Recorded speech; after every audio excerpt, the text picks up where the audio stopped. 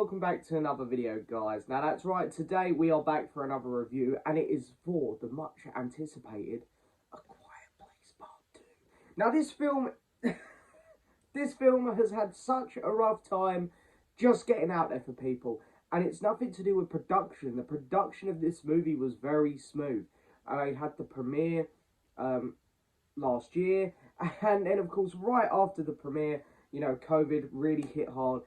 Everywhere went into lockdown, and this film just could not get released. However, there were like 100 critics who had seen it. There were a bunch of people who'd seen it at the premiere and the critical premieres and stuff. So there was a whole bunch of people who'd seen this film, but they couldn't talk about it for over a year. This film, as I said, they'd had the premiere. They'd done all of the work in terms of promoting this film that they thought they needed to do, but then the film just couldn't come out because of the goddamn pandemic, which has ruined so many lives. It's been disastrous on everything, including the world of film, but this film here really suffered with it a lot. It's finally come out. The world's getting back to normal, we hope, and yeah, we've all been able to see it. So this film is once again directed by our favourite Office member, Jim. I don't know, maybe he's not, maybe people prefer Dwight or Michael, I don't know, but, Jim. John Krasinski, we love the man, we love him, he's an absolute joy, and who would have known that these comedy actors like him and Jordan Peele are going to start coming out the woodworks of playing these very lovable characters in TV shows and start directing these blockbuster horror films, which are really, really good.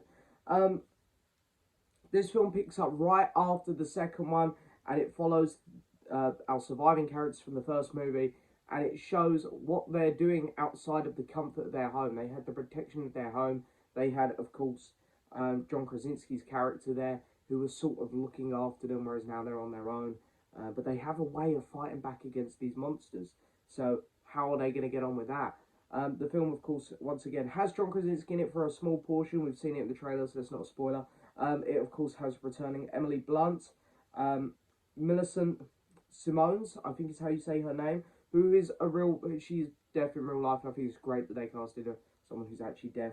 And, of course, we have added to the team here Cillian Murphy, who I absolutely love. He's brilliant in nearly everything he's in. Mr. Thomas Shelby, Peaky Blinders, fantastic actor. So what do I think of this film? Did I prefer it to the first one? Because that's something that people seem to be talking about a lot lately. Like, is it better? Honestly, I can't make up my mind. I think it's sort of on the same level as the first one, which is really good. I had faith in John Krasinski making a good sequel. I didn't know if it would hold up as well as the first one. I wasn't 100% sure if a sequel was warranted. But do you know what? They've done a really good job with this. In terms of the story and where it went, the direction it went, I really like that. I really like the whole idea of it being very family orientated. The daughter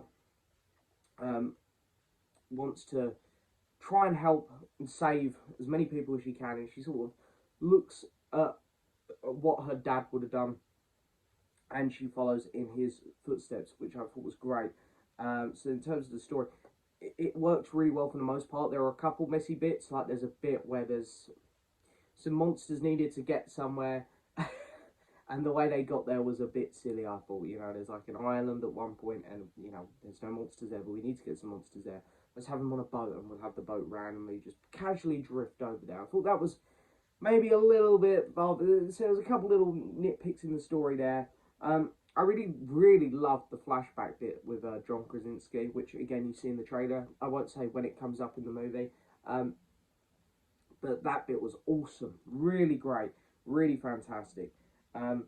So, yeah, I want to say as well, the score to this film was really good, and the sound mixing was incredible. The sound mixing sort of has to be good with this one, especially when this film loves to do points of view from certain characters. When it goes to the deaf character, it will go dead silent almost, and you know that there's like a monster like creeping about or something, or you know that there's like loud things going off in the background, but you can't hear anything because it's from her point of view.